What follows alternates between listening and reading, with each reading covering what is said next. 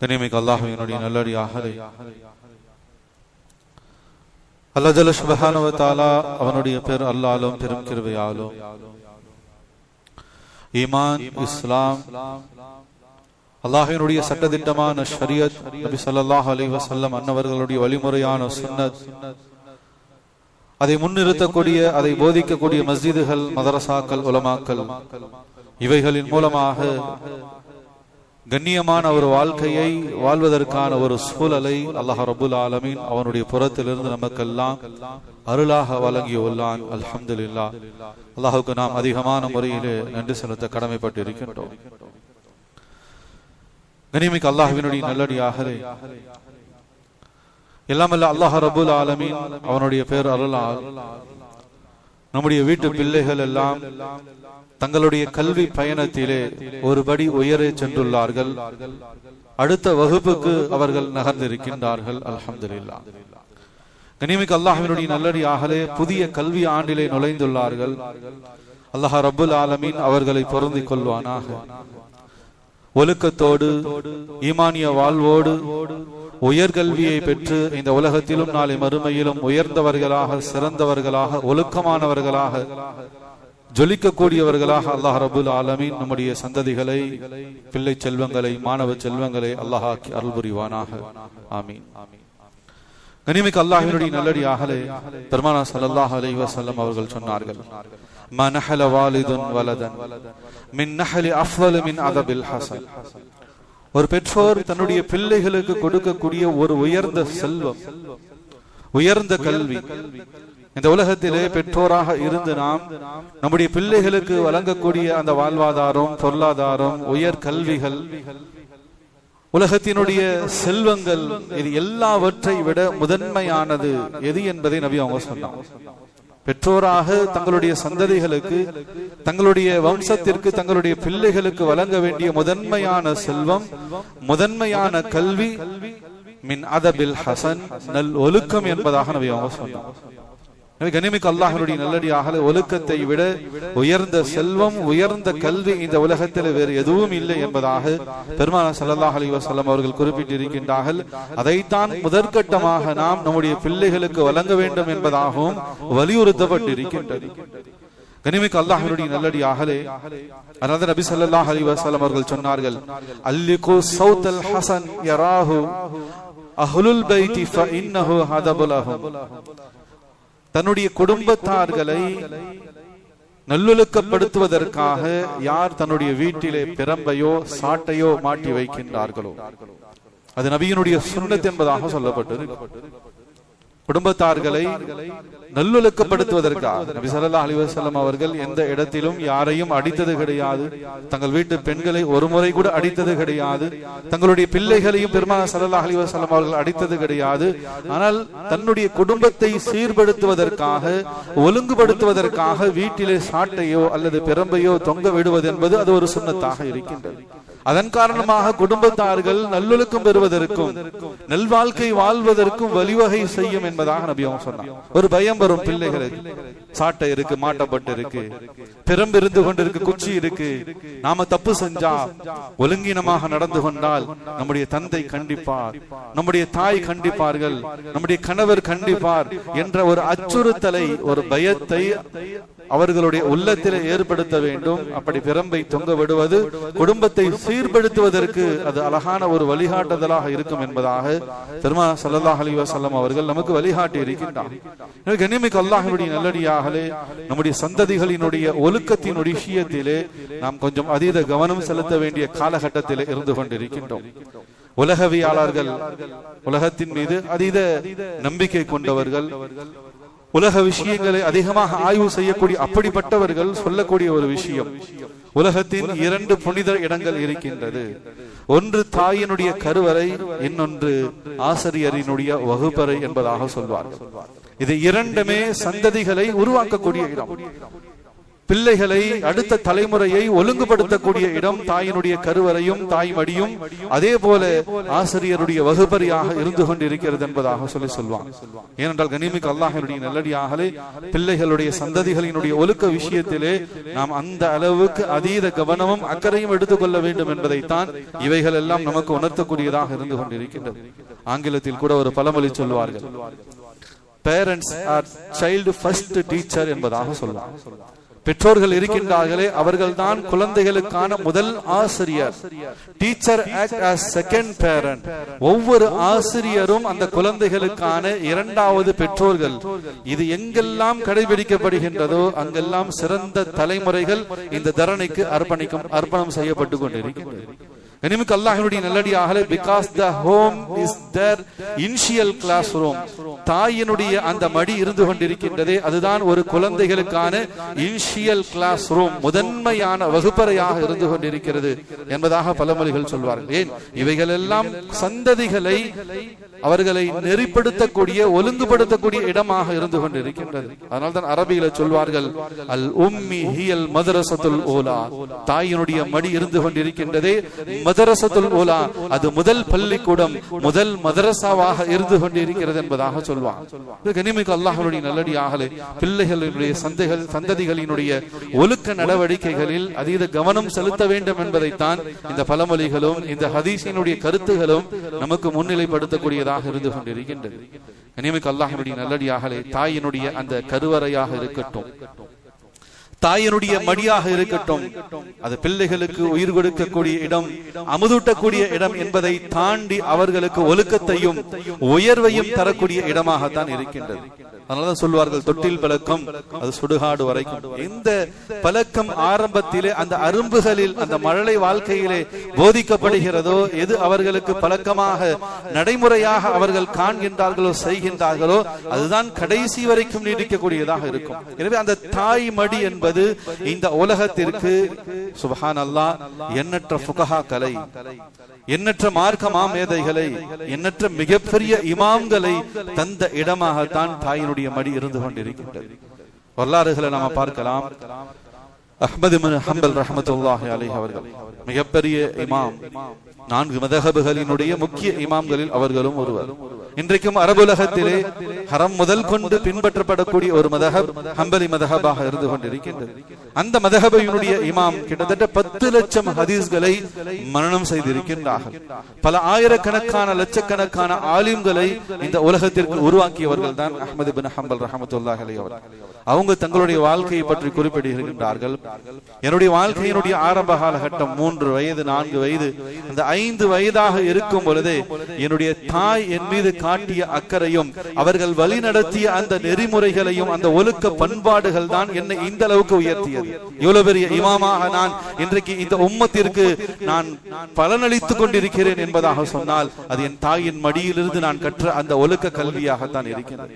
எந்த அளவுக்கு அந்த தாய் தன்னுடைய மகனை உருவாக்கினார்கள் என்பதாக சொன்னால் வரலாற்றில் பதிவு செய்யப்பட்டிருக்கின்றது. அந்த சிறுபிரியாயமாக இருக்கும் பொழுதே தொழுகைக்காக தன்னுடைய மகனை பள்ளிவாசலுக்கு அந்த தாய் அனுப்பி வைப்பாங்க. தந்தை இல்லை. அஹ்மது பின் ஹம்பல் ரஹ்மத்துல்லாஹி அலைஹி அவர்கள் எத்தீம், தாயினுடைய வளர்ப்புல உருவானவர்கள்.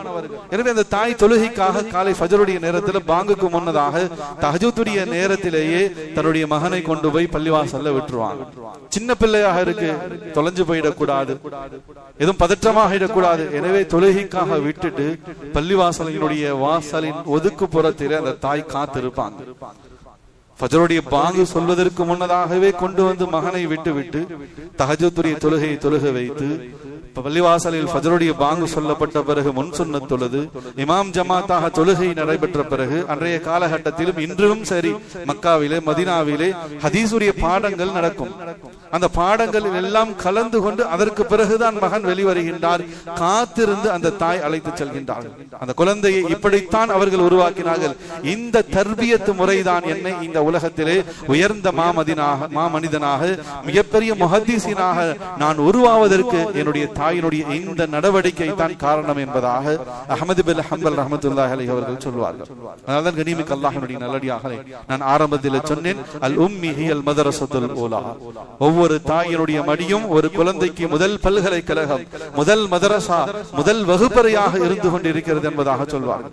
கனிமிக்க அல்லாஹ்வினுடைய நல்லடியார்களே, தாயினுடைய கருவறையிலே ஒருவன் உயிர் பெறுகிறான் என்பதாக சொன்னால், ஆசிரியரினுடைய வகுப்பறையில் ஒருவன் உயர்ந்த அறிவையும் பெறுகிறான் என்பதாக சொல்லி வல்லுநர்கள் நமக்கு சொல்லி காட்டுவார்கள். சிறந்த தலைமுறையை உருவாக்கக்கூடிய விஷயத்திலே இந்த இரண்டு சமூகமும் முதன்மையான இடத்தில் இருக்காங்க. ஒன்று பெற்றோர்கள், இன்னொன்று ஆசிரியர் சமூகம். இந்த இரண்டும் அடுத்த தலைமுறைகளை, வளரக்கூடிய அந்த வம்சங்களை, அந்த பிள்ளைகளை உருவாக்கக்கூடிய விஷயத்திலே, நெறிப்படுத்தக்கூடிய விஷயத்திலே இவர்களுக்கு ஒரு பெரிய பொறுப்பும் பங்களிப்பும் இருந்து கொண்டிருக்கிறது என்பதை நாம் இந்த சந்தர்ப்பத்தில் உணர கடமைப்பட்டு இருக்கின்றோம். கனிமிக்க அல்லாஹ்வினுடைய நல்லடியார்களே, அல்லாஹ் பாதுகாக்கணும். இன்றைய தலைமுறை வளர்ந்து கொண்டிருக்கக்கூடிய ஆல்பா ஜெனரேஷன் என்பதாக சொல்லுவாங்க. இந்த ஆல்பா ஜெனரேஷன் அறிவாற்றலில் அபாரமானவர்களாக இருந்து கொண்டிருக்காங்க. சாதாரண விஷயம் அல்ல. சின்ன சின்ன குழந்தைகள் 2, 3 பிறந்த குழந்தையே அதனுடைய செயல்பாடுகளே இன்றைக்கு நம்மை வியப்பிலே ஆழ்த்திருக்கின்றது. அவங்களுடைய செயல்பாடுகள், அவங்களுடைய ஆக்டிவிட்டிஸ், அவங்களுடைய நடவடிக்கை. ஒரு 3 வயசு 4 வயசு எத்தனையோ இடங்களை நம்ம கேள்விப்படுவோம். உலக நாடுகளினுடைய 250க்கும் மேற்பட்ட நாடுகள் இருக்கின்றன. ஒரு 3 வயது குழந்தை இன்னும் பள்ளிக்கூடம் போகல, எல்கேஜிக்கு போகல, ஏபிசிடி சொல்லல, உலகத்தினுடைய 250க்கும் மேற்பட்ட நாடுகளுடைய பெயரை அழகாக சொல்லும். இன்னும் பள்ளிக்கூடத்தினுடைய வாசலில் கூட கால் வைக்கவில்லை. உலக நாடுகளினுடைய கொடிகள் காண்பித்தால் அது எந்த நாட்டினுடைய கொடி என்பதாக சொல்லக்கூடிய அளவுக்கு அறிவாற்றல் மிக்கவர்கள் இருந்து கொண்டிருக்காங்க. இன்னும் இந்த பக்கத்திலே நாம் இஸ்லாம் சமுதாயத்திலே பார்க்கும் பொழுது 3 வயது 5 வயதுக்குள்ளாக குர்ஆனை மனனம் செய்த அந்த பிள்ளைகளும் இருந்து கொண்டிருக்கின்றார்கள். கனிமிக்க அல்லாஹ்வினுடைய நல்லடியார்களே, இன்றைய தலைமுறை அறிவாற்றலை பொறுத்த வரைக்கும் அபாரமானவர்களாக இருந்து கொண்டிருக்கின்றார்கள். அதே சந்தர்ப்பத்தில் ஒழுக்கத்தில் நன்னடத்தையை நாம் எடுத்து பார்க்கும் பொழுது அபாயகரமானவர்களாக இருக்காங்க. அறிவு ரீதியாக, கல்வி ரீதியாக அபாரமானவர்களாக காட்சி அளிக்கக்கூடிய இன்றைய தலைமுறை ஒழுக்க ரீதியாக, பண்பாடு ரீதியாக, வாழ்வியல் ரீதியாக அபாயகரமானவர்களாக இருந்து கொண்டிருக்கின்றார்கள். அவருடைய பேச்சு, கண்ணிய குறைவான நடத்தல், பெரியவர்களிடத்தில் எப்படி பேசணும், வீட்டுக்கு வந்த விருந்தாளிகளிடத்தில் எப்படி நடந்து கொள்ளணும், ஆசிரியரிடத்தில் எப்படி இருக்கணும், ஒரு வகுப்பறையில் எப்படி நடந்து கொள்ளணும். அல்லாஹ்வினுடைய நல்லடியாக மிகப்பெரிய நன்னடத்தை, ஒழுக்கத்திலே வீழ்ச்சியை இன்றைய சமுதாயம், இன்றைய தலைமுறை கொண்டிருக்கின்றார்கள்.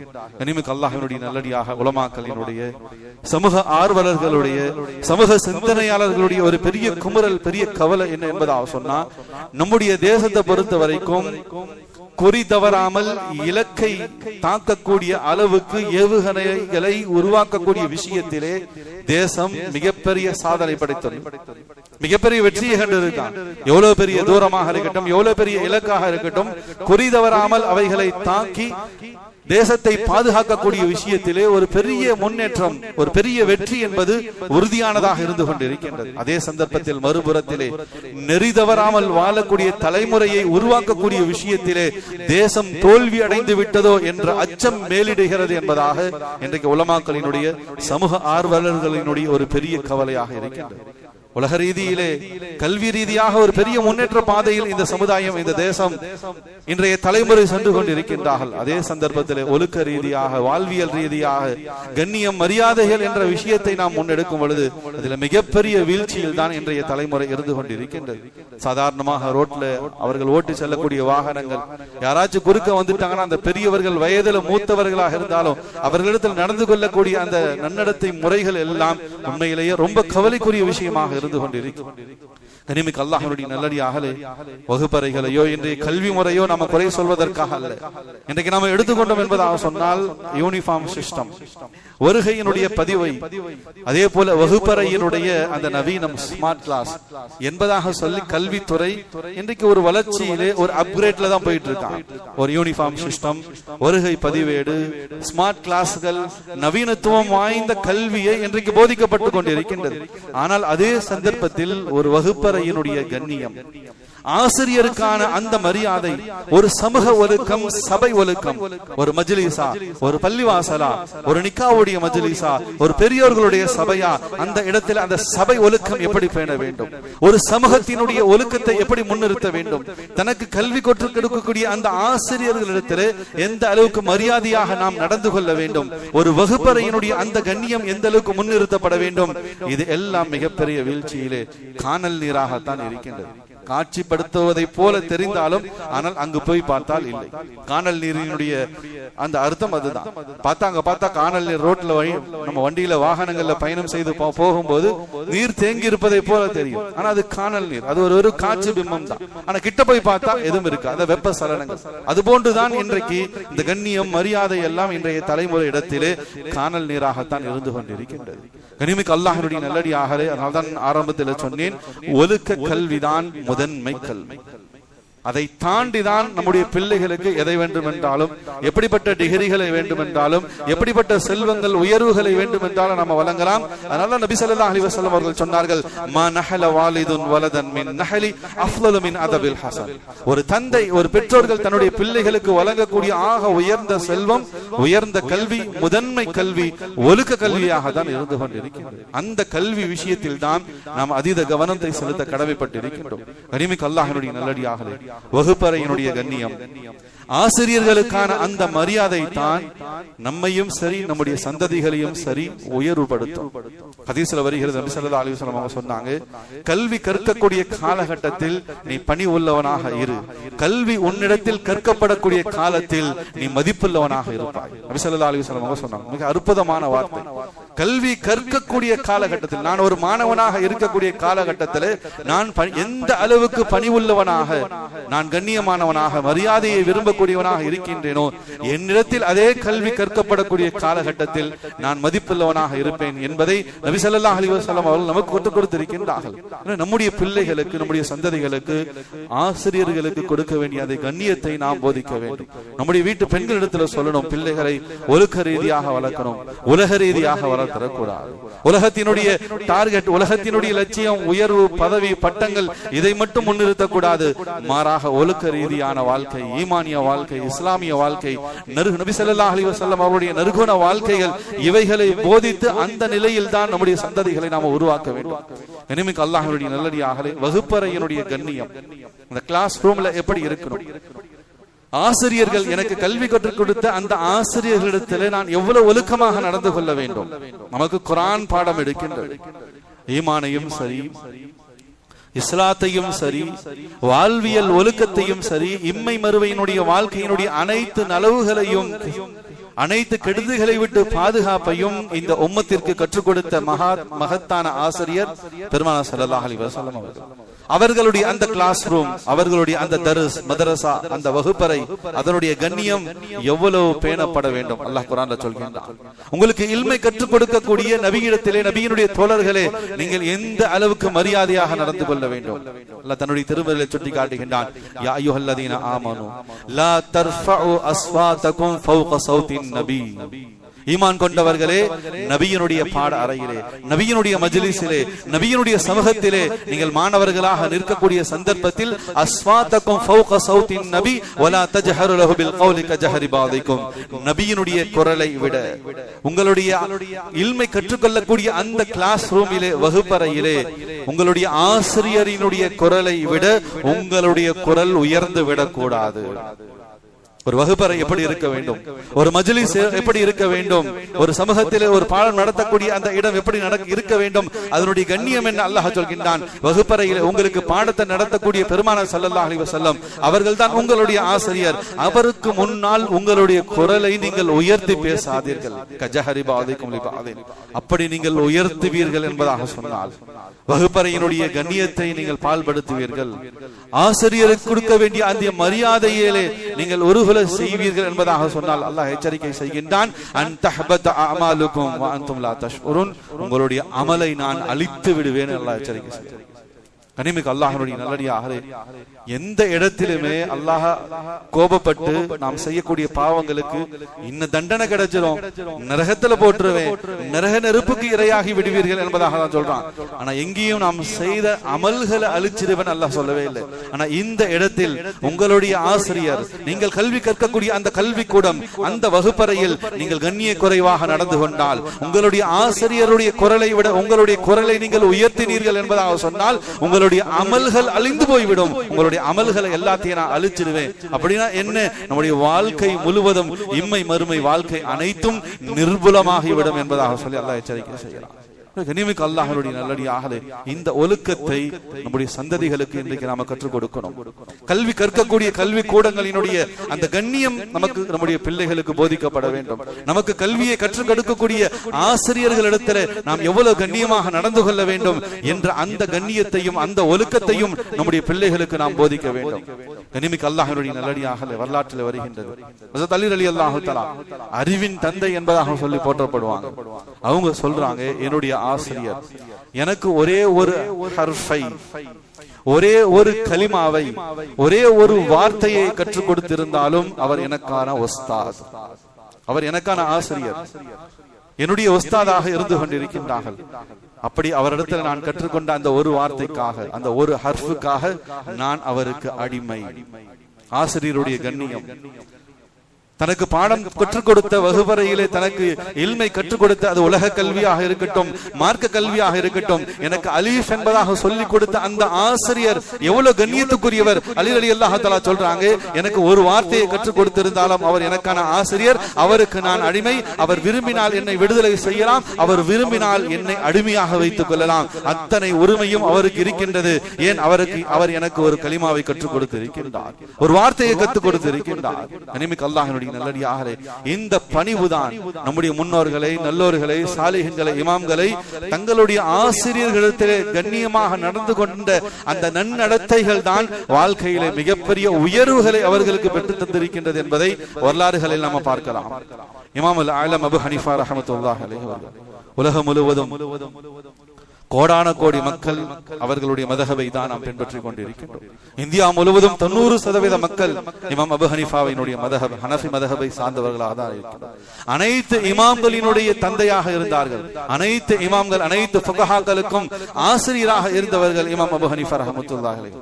அவங்க சொல்றாங்க, என்னுடைய ஆசிரியர் ஹம்மாத் ரஹ்மத்துல்லாஹி அலைஹி, என்னுடைய மக்தபுடைய ஆசிரியர், எனக்கு ஆரம்ப கல்வியை கற்றுக் கொடுத்த, அலிஃப் பா என்பதாக சொல்லி குர்ஆனினுடைய அடிப்படை இல்மை எனக்கு கற்றுக் கொடுத்த, பிஸ்மில்லா என்பதாக சொல்லி எனக்கு கற்றுக் கொடுத்த என்னுடைய மக்தபுடைய ஆசிரியர் ஹம்மாத் ரஹ்மத்துல்லாஹி அலைஹி அவர்கள் நான் வசிக்கக்கூடிய பகுதியில் தான் இருக்கின்றார்கள். அவர்களுடைய வீடு, இல்லம் இருக்கக்கூடிய அந்த திசையில் நான் என் வீட்டில் இருந்து காலை கூட நான் நீட்ட மாட்டேன்னு சொன்னான். ஆசிரியருடைய கண்ணியம். நாமும் எல்லோருமே வகுப்பறையிலோ அல்லது மதரசாவிலோ ஒரு உஸ்தாதிடத்திலோ ஆசிரியரிடத்திலோ ஏபிசிடியோ அல்லது அலிஃபாவோ நம்ம படித்திருக்கின்றோம். நம்முடைய ஆசிரியர் விஷயத்திலே நாம் எவ்வளவு கண்ணியத்தை வெளிப்படுத்த வேண்டும் என்பதைத்தான் நம்முடைய முன்னோர்கள், இமாம்கள், ஃபுகஹாக்கள் நமக்கு வழிகாட்டுகின்றார்கள். இதை நம்முடைய பிள்ளைகளுக்கு நாம் கொண்டு போய் சேர்க்கிறோம். வரலாறுல எழுதப்படுகின்ற தங்களுடைய வீட்டில இருந்து தங்களுடைய ஆசிரியருடைய வீட்டினுடைய முகட்டின் பக்கமாக, அவர்கள் வீடு இருக்கக்கூடிய பக்கமாக ஆசிரியர் மீது வைத்த கண்ணியத்தின் காரணமாக நான் என் கால்களை கூட நீட்ட மாட்டேன். கனிமிக்கு அல்லாஹ்வுடைய நல்லடியார்களே, வரலாற்று ஆசிரியர்கள் எழுதுகின்றார்கள், இமாம் அபு ஹனீஃபா ரஹ்மத்துல்லாஹி அலைஹி அவர்களுடைய வீட்டுக்கும் அவர்களுடைய ஆசிரியரான ஹம்மாத் ரஹ்மத்துல்லாஹி அலைஹி அவர்களுடைய வீட்டுக்கும் 7 தெரு இடைவெளி இருந்துச்சு. பக்கத்துல கூட இல்ல, எதிரில கூட இல்ல. இமாம் அபு ஹனீஃபா ரஹ்மத்துல்லாஹி அவங்களுடைய வீட்டுல இருந்து 7 தெருக்கள் தாண்டி தான் இமாம் ஹம்மாத் ரஹ்மத்துல்லாஹி வீடு இருந்துச்சு. ஆனாலும் என்னுடைய ஆசிரியருடைய வீடு இந்த திசையில இருப்பதினால் நான் என் வீட்டுக்குள்ள அந்த திசையை நோக்கி காலை கூட நான் நீட்ட மாட்டேன். ஆசிரியர்கள் மீது வைத்திருந்த அந்த கண்ணியத்தை வெளிப்படுத்தக்கூடியதாக இருக்கிறது. இமாம் அஹ்மது பின் ஹம்பல் ரஹ்மத்துல்லாஹி அலைஹி அவர்கள், அவங்களுடைய ஆசிரியர் இமாம் ஷாஃபி அவங்க. இமாம் அஹ்மது பின் ஹம்பல் ரஹ்மத்துல்லாஹி அலைஹி அவங்க சொல்றாங்க, என்னுடைய ஆசிரியர் தந்தையான இமாம் ஷாஃபி அவங்க எனக்கு கண்ணியத்துக்குரியவர்களாக இருந்தாங்க.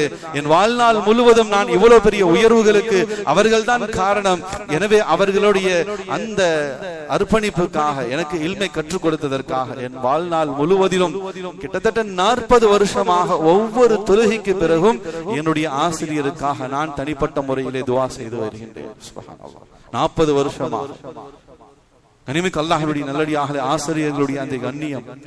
அதனால்தான் நமக்கு தொழுகையில இப்படிப்பட்ட துவா போதிக்கப்பட்டிருக்கு. தொழுகையில கடைசி இருப்புல அத்தஹியாத்துக்கு பிறகு இந்த துவா கண்டிப்பா ஓதியோம். அல்லாஹும்ம ஃபில்லி வலி வாலிதைய வலி உஸ்தாதி வலி ஜமீஇல் முஃமினீன வல் முஃமினாத். அல்லாஹும்ம ஃபில்லி வலி வாலிதைய, அல்லாஹ் என்னுடைய பெற்றோர்களை மன்னிப்பாயாக, வலி உஸ்தாதி என்னுடைய ஆசிரியர்களையும் நீ மன்னித்தல் புரிவாயாக. இமாம் அஹ்மத் பின் ஹம்பல் ரஹ்மத்துல்லாஹி அலைஹி சொல்றாங்க, இந்த தொழுகையில ஓதப்படக்கூடிய இந்த துவா அல்லாமல் தனிப்பட்ட முறையில ஒவ்வொரு ஃபர்லான தொழுகைக்கு பிறகு என்னுடைய ஆசிரியருக்காக நான் வாழ்நாள் முழுவதும் 40 வருடங்களாக நான் துவா செய்து கொண்டே இருந்தேன் என்பதாக சொல்றார். இனிமேல் அல்லாஹ்வுடைய நல்லடியார்களே, நம்முடைய ஆசிரியர்களுக்கு கொடுக்கக்கூடிய கண்ணியம் இதுதான். இன்றைக்கு அந்த விஷயங்களை நம்முடைய சந்ததிகள் இடத்துல பார்க்க முடியும். ஒரு உஸ்தாத் இடத்துல எப்படி நடந்து கொள்ளணும், தனக்கு இல்மை கற்றுக் கொடுத்த தன்னுடைய ஆசிரியர் இடத்துல, உஸ்தாத் இடத்துல, தன்னுடைய ஆசிரியர்கள் இடத்துல எந்த அளவுக்கு அகமியத்தாக, எந்த அளவுக்கு கண்ணியமாக நடந்து கொள்ள வேண்டும், அந்த ஒழுக்கவியல்களை இன்றைக்கு நம்முடைய தலைமுறையிடத்துல பார்க்க முடியல. காரணம், ஆரம்பத்திலிருந்து அந்த ஒழுக்கம், ஒரு தொட்டில் பழக்கத்தில் இருந்து, ஒரு தாய் மடியில் இருந்து, தாயின் கருவறையில் இருந்து அந்த ஒழுக்கங்கள் போதிக்கப்படாததினுடைய விளைவுதான் ஒழுக்க கேடர்களான சமுதாயம், தலைமுறைகள் இன்றைக்கு அதிகமாகி கொண்டு போகக்கூடிய ஒரு சூழலை நாம் பார்த்து கொண்டிருக்கின்றோம். அல்லாஹ்வுடைய நல்லடியார்களே, பேருக்காக புகழுக்காக நம்ம சொல்லல. இன்னைக்கு நான் இந்த இடத்துல நிக்கிறேன், இந்த மஸ்ஜிதினுடைய இமாமாக நிக்கிறேன், இவ்வளவு பெரிய தீனுடைய வேலைகளை முன்னெடுத்து செய்யறோம் அப்படின்னு சொன்னா எங்களுடைய இல்மு, நான் கற்றுக்கொண்ட இல்ம், என்னுடைய ஹதீஸுடைய திறமை, மார்க்கத்தினுடைய முத்தாலா திறமை, தஃப்சீருடைய திறமை, அல்லாஹ்வுடைய நல்லடியார்களே எதுவும் இல்லை. எங்களுடைய ஆசிரியர்களுடைய அணிந்த செருப்புகளை தூக்கி தெரிந்த அவர்களினுடைய துவாவின் பரக்கத்தை பெற்று தான் இந்த முஸல்லாவுல வந்து நின்றுட்டு இருக்கோம். நம்முடைய பிள்ளைகளுக்கு நாம போதிக்கணும். எங்களுடைய ஆசிரியர்கள் பள்ளிவாசல்ல தொழுகைக்காக வருவாங்க, மதரசாவுல செருப்பை கழட்டிட்டு வருவாங்க. திரும்ப போகும்போது அவங்க செருப்பை அப்படியே சிரமம் இல்லாமல் போட்டுட்டு போனோம். அந்த செருப்பை திருப்பி வைப்பதற்கு எங்களுக்குள்ள சண்டை நடக்கும். யார் அந்த செருப்பை எடுத்து திருப்பி வைக்கிறது? ஆசிரியருடைய ஆடையை துவைத்து கொடுப்பதற்கு மாணவர்களாகிய எங்களுக்கு மத்தியில சண்டை நடக்கும். அந்த துணியை யார் துவைத்து கொடுப்பது? அப்படிப்பட்ட அந்த ஹிதுமத்துகளை, அந்த பணிவிடைகளை செய்து அவர்களுடைய துவாவினுடைய பரக்கத்தை பெற்றுதான் இந்த இவ்வளவு பெரிய இடங்கள்ல இவ்வளவு பெரிய தீனுடைய பணிகளை செய்வதற்கான பாக்கியத்தை அல்லாஹ் கொடுத்திருக்கிறார். கனிமிக்கு அல்லாஹ்வுடைய நல்லடியாக வகுப்பறையின் கண்ணியம், தங்களுக்கு இல்மை கற்றுக் கொடுத்த அந்த ஆசிரியர்களிடத்தில் எந்த அளவுக்கு அகமியத்தாக நாம் நடந்து கொள்ள வேண்டும் என்பதெல்லாம் நம்முடைய முன்னோர்கள் உலமாக்கள் நமக்கு அழகான முறையில் வழிகாட்டி இருக்கின்றார். அந்த கண்ணியம் தான், அந்த பணிவு தான் நம்மை, நம்முடைய சந்ததிகளை இந்த உலகத்திலே ஒழுக்கமுள்ளவர்களாக, உயர்வானவர்களாக உயர்த்தக்கூடியதாக இருந்து கொண்டிருக்கின்றது. கனிமிக்கு அல்லாஹ்வினுடைய நல்லடியார்களே, வரலாற்றிலே தாக்கத்தை ஏற்படுத்திய, உலகளாவிய முறையிலே தாக்கத்தை ஏற்படுத்திய சில நபர்களுடைய வரலாறுகள் நமக்கெல்லாம் தெரியும். அரிஸ்டாட்டில், சாக்ரட்டிஸ் ஒரு மிகப்பெரிய தத்துவ ஞானி. அந்த சாக்ரட்டிஸினுடைய மாணவர் தான் பிளேட்டோ என்பதாக சொல்லலாம். அவரும் இந்த உலகத்துல ஒரு பெரிய கல்வி ரீதியான புரட்சியை செய்தவர். அந்த பிளேட்டோ அவருடைய மாணவர் தான் அரிஸ்டாட்டில்.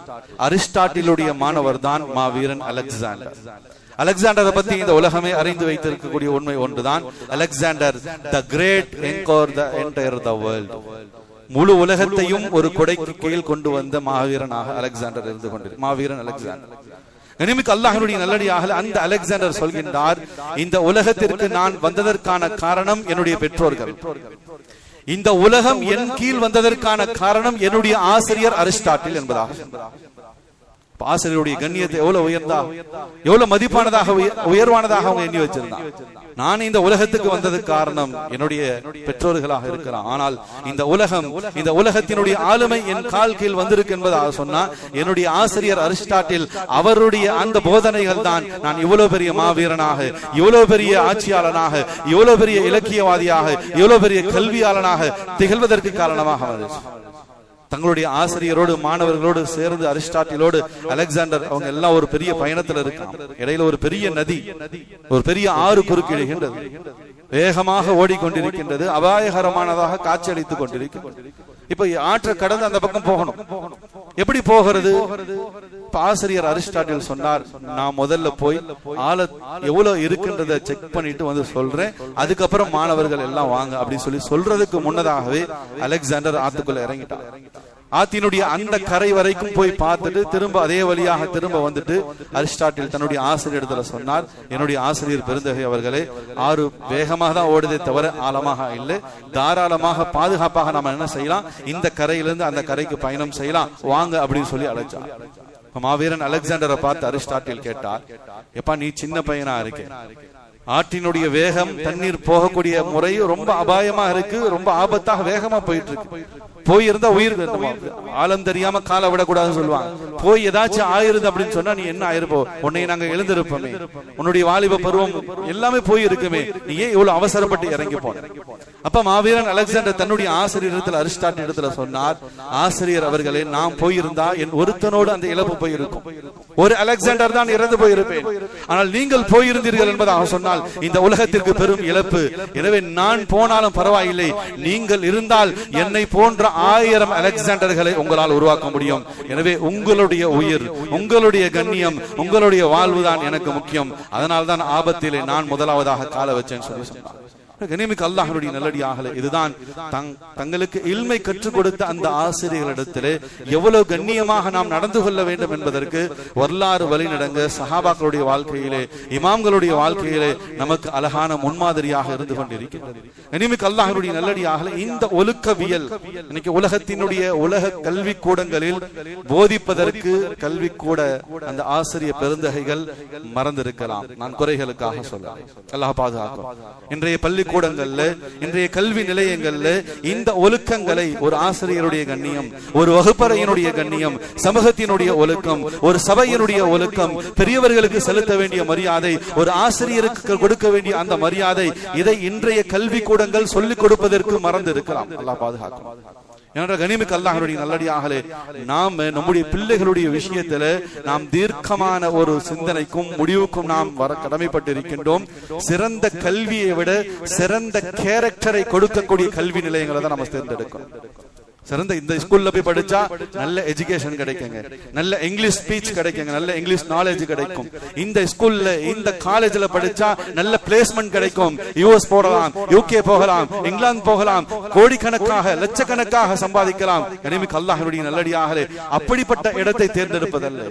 நல்ல கல்வி கண்டிப்பாக தேவைதான், ஆனால் நல்ல கல்வியை காட்டிலும் நல்ல கேரக்டரை உருவாக்கக்கூடிய கல்வி நிலையங்கள், சம்பாத்தியத்தை விட சன்மார்க்கத்தையும் சமூக ஒழுக்கத்தை சர்க்குணத்தையும் நிலைப்படுத்தக்கூடிய அப்படிப்பட்ட கல்வி நிலையங்களை தான் நம்முடைய பிள்ளைகளுக்கு நாம தேர்ந்தெடுத்து கொடுக்கணும். ஆனா இப்படி இன்றைய கல்வி நிலையங்கள், இன்றைக்கு கல்வியை போதிக்கக்கூடிய இடங்கள்ல இந்த ஒழுக்கங்களுக்கெல்லாம் ஒரு பெரிசாக முக்கியத்துவம் கொடுக்கப்படுகிறதா என்பதாக சொல்லி பார்த்தால் நிச்சயமாக அது ரொம்பவும் குறைவுதான் இருக்கின்றது என்று சொல்வதற்கும் இடமில்லை, இல்லை என்பதாக சொல்வதற்கும் இடமில்லை. அந்த ஒழுக்கத்தை போதிக்கக்கூடிய இடங்கள் தான் மதரசாக்கள். அது மக்தபுடைய மதரசாக்களாக இருக்கட்டும், அரபி பாடசாலைகளாக இருக்கட்டும், குர்ஆன் ஹதீஸினுடைய இல்மை போதிக்கக்கூடிய பெரும் பெரும் மதரசா பல்கலைக்கழகங்களாக இருக்கட்டும், அங்குதான் அடிப்படை ஒழுக்கங்களை ஒரு தாயிடத்தில் எப்படி நடந்து கொள்ள வேண்டும், தனக்கு ஒரு அலிஃபாக இருக்கட்டும், ஒரு அர்ஃபாக இருக்கட்டும், அந்த இல்மை நான் யாரிடத்திலே மண்டியிட்டு கற்றுக்கொண்டனோ அந்த ஆசிரியரிடத்திலே, அந்த உஸ்தாத் இடத்திலே நாங்கள் எந்த அளவுக்கு கண்ணியமாக நாங்கள் நடந்து கொள்ள வேண்டும், இது எல்லாம் மதரசா கல்வியில் தான், குர்ஆன் ஹதீஸினுடைய கல்வியில் தான் நமக்கு முதன்மையாக போதிக்கப்படுகிறது. எனவே அந்த முதன்மை கல்விக்கு தான் நான் ஆரம்பத்தில் சொன்னேன், முதன்மை கல்வி ஒழுக்க கல்வி. அதற்கு பிறகுதான் உலகத்தினுடைய அத்தனை விதமான உயர் கல்விகளுக்கு நாம முக்கியத்துவம் கொடுக்கணும். கனிமிக்கு அல்லாஹ்வினுடைய நல்லடியார்களே, அமெரிக்காவில் ஒரு வயதான பெண்மணியை 2 வாலிபர்கள் அழைத்து கொண்டு ஒரு மருத்துவமனைக்கு போறாங்க. அங்க மருத்துவராக ஒரு இளம் பெண்மணி தான் மருத்துவராக டாக்டரா இருக்காங்க. அவங்க அந்த பெண்மணியை சிகிச்சைக்காக அழைச்சிட்டு போறாங்க.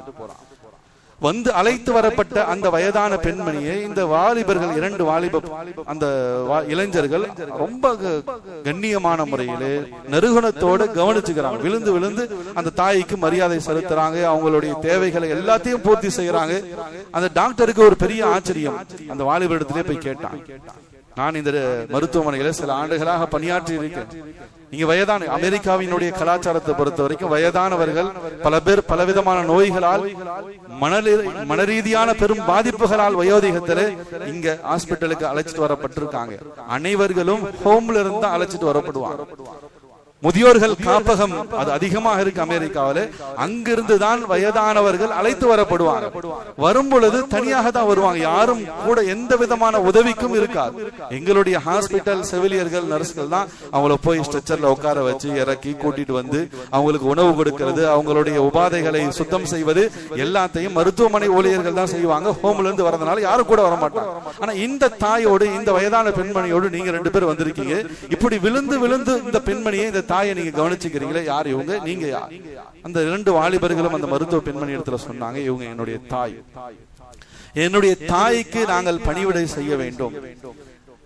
படைத்த ரப்புல் ஆலமீன், எங்களை படைத்த இறைவனுக்கு அடுத்து நாங்கள் தாய் தந்தையர்களுக்கு வழிபட வேண்டும் என்பதாக எங்களுடைய குர்ஆன் எங்களுக்கு போதிக்கின்றது. வகலா ரப்புக அல்லா தஅபுத இல்லா இய்யா வபில் வாலிதைனி இஹ்சானா. அல்லாஹ் குர்ஆன்ல சொல்கிறான், அல்லாஹ் எங்கேயுமே தன்னோடு யாரையுமே இணைச்சிக்க மாட்டான், இணை துணை அற்றவன். அப்படி நாம யாரையாச்சும் அல்லாஹ்வுக்கு இணையாக கொண்டு வந்துட்டோம்னு சொன்னா நாம ஷிர்க் செஞ்சவர்கள் ஆயிடுவோம், அல்லாஹ்வுக்கு இணை கற்பித்தவர்கள் ஆயிடுவோம், பெரும்பாவம், மன்னிக்க முடியாத பாவம். எனவே அல்லாஹ் தன்னோடு யாரையும் இந்த உலகத்துல இணைக்கல, 2 பேரை தவிர. அல்லாஹுக்கு நீங்கள் வழிபடுங்கள், அல்லாஹுடைய ரசூலுக்கும் நீங்கள் வழிபடுங்கள். தன்னுடைய பெயரோடு அல்லாஹ் நபியை சேர்த்திருக்கிறார். நபிக்கு அடுத்து அல்லாஹ் ஒரு சமூகத்தை இந்த உலகத்தில் தன்னோடு இணைத்திருக்கான்னு சொன்னா, வகலா ரப்புக அல்லா தஅபுத இல்லா இய்யா வபில் வாலிதைனி இஹ்சானா. நீங்கள் பெற்றோர்களுக்கு வழிபடுங்கள் என்பதாக தனக்கு வழிபட சொல்லிவிட்டு பெற்றோர்களுக்கு வழிபடுங்கள் என்பதாக எங்களுடைய இறைவன் சொல்லியிருக்கின்றான். இது எங்களுடைய இறை தூதர் பெருமானார் ஸல்லல்லாஹு அலைஹி வஸல்லம் அவர்கள் எங்களுக்கு வழிகாட்டி இருக்கின்றார்கள். எங்களுடைய ஈமான் இஸ்லாத்தினுடைய போதனை, எங்களுடைய தாயை நாங்கள் கவனித்துக் கொள்வது எங்களுடைய தலையால முதன்மை கடமையாக இருக்கு. அதான் நாங்க செஞ்சுக்கிட்டு இருக்கோம். அந்த மருத்துவ பெண்மணிக்கு ரொம்ப ஆச்சரியம், இவ்வளவு அற்புதமான மார்க்கமா, இவ்வளவு அற்புதமான வரிகளையும் வாழ்க்கையும் முறைகளையும் கொண்டதா குர்ஆன், இறை தூதர் முஹம்மது ஸல்லல்லாஹு அலைஹி வஸல்லம் வாழ்க்கை.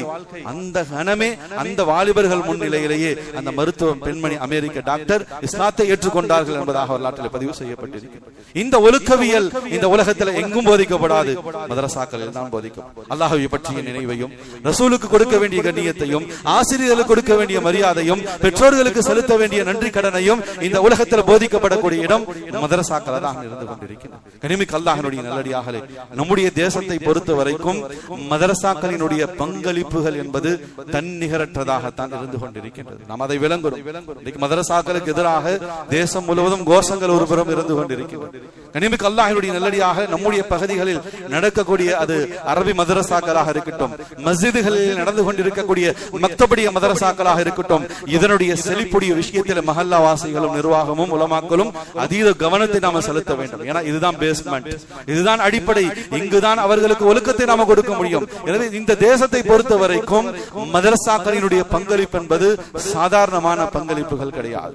கனிமிக்க அல்லாஹ்வுடைய நல்லடியாக வட மாநிலங்களை எடுத்துக்கொண்டால் யூபியாக இருக்கட்டும், மகாராஷ்டிராவாக இருக்கட்டும், பீகாராக இருக்கட்டும், இவைகள் எல்லாம் கல்வி அறிவிலே, உலக கல்வி அறிவிலே மிக பின்தாங்கிய மாநிலம் தமிழகத்தை காட்டிலும்.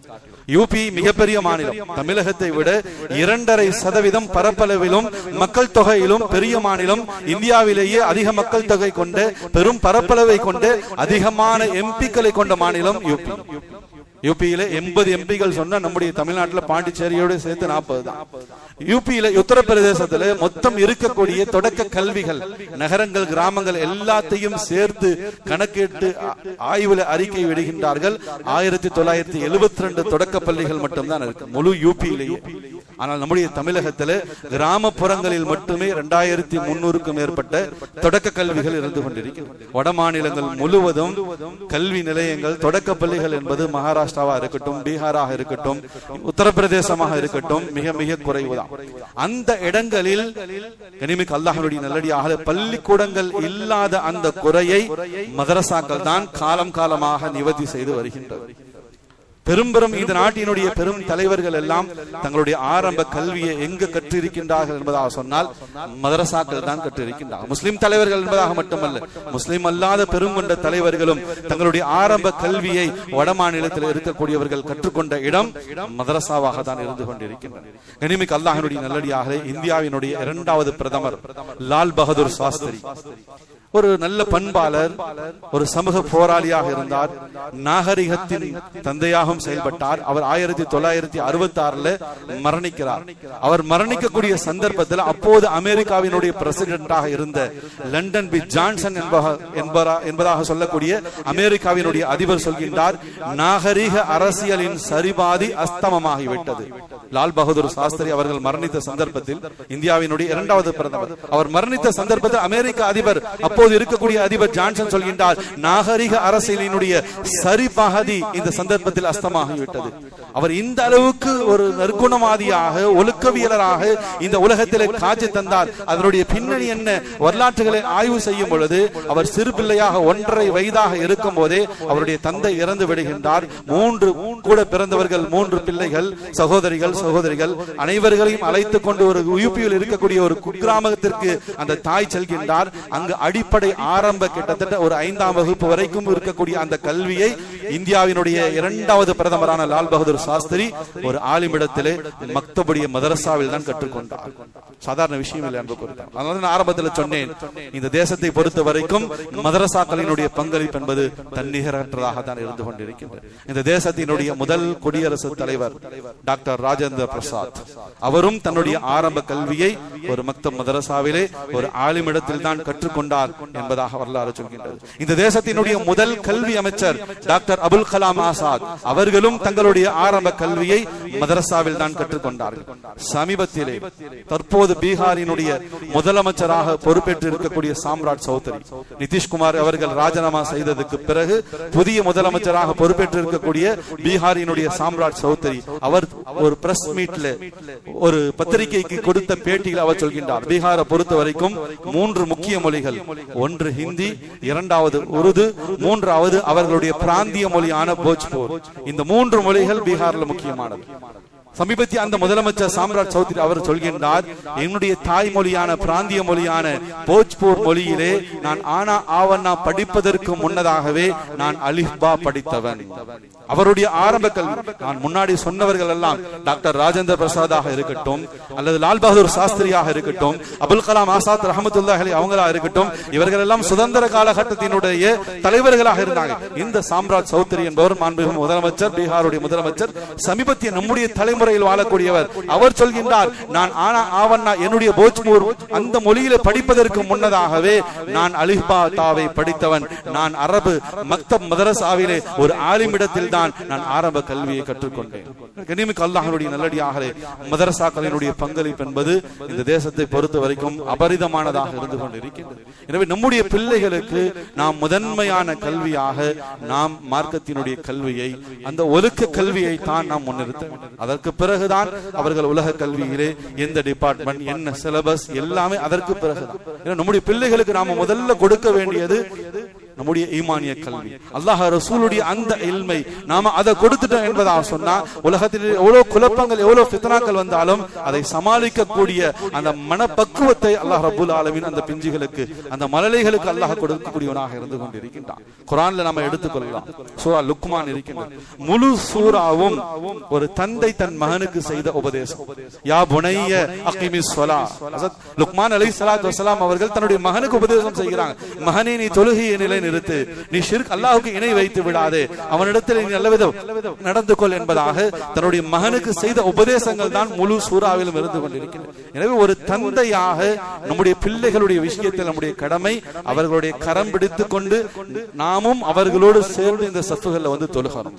அவர்களுடைய கரம் பிடித்துக் கொண்டு அவர்களை கூட்டிக் கொண்டு வந்து மதரசாக்களில் உட்கார வைக்க வேண்டிய ஒரு பெரும் பொறுப்பு ஒவ்வொரு தந்தையாக நம் அனைவர்களுக்கும் இருந்து கொண்டிருக்கிறது என்பதை நாம் மறந்துடக்கூடாது. ஏன்னா இன்ன ஸலாத்த தன்ஹா அனில் ஃபாஹ்ஷாஇ வல் முன்கர், தொழுகை இருக்கின்றதே மானக்கேடான வெறுக்க தகுந்த அனைத்து பாவங்களை விட்டும் தொழக்கூடியவர்களை, தொழக்கூடிய குடும்பத்தை, தொழக்கூடிய பிள்ளைகளை, தொழக்கூடிய வாலிபர்களை அது பாதுகாக்கக்கூடியதாக இருக்கு. என்னுடைய சந்ததி சீர்பெற வேண்டும், என்னுடைய பிள்ளைகள் ஒழுக்கமுள்ளவர்களாக இந்த உலகத்தில் உலா வர வேண்டும் என்பதாக சொன்னா ஒரு தந்தையாக நாம் செய்ய வேண்டிய கடமை அவர்களை பள்ளிவாசலுக்கு தொழுகைக்கு அழைத்து கொண்டு வர வேண்டும், அவர்களை மக்தப் மதரசாவிலே கொண்டு வந்து அமர வைக்க வேண்டும். கனிமிக்க அல்லாஹ்வுடைய நல்லடியார்களே, மிகப்பெரிய வெள்ள பிரளயம் ஏற்பட்டுச்சு நூஹ் அலைஹிஸ்ஸலாம் அவங்களுடைய காலத்துல.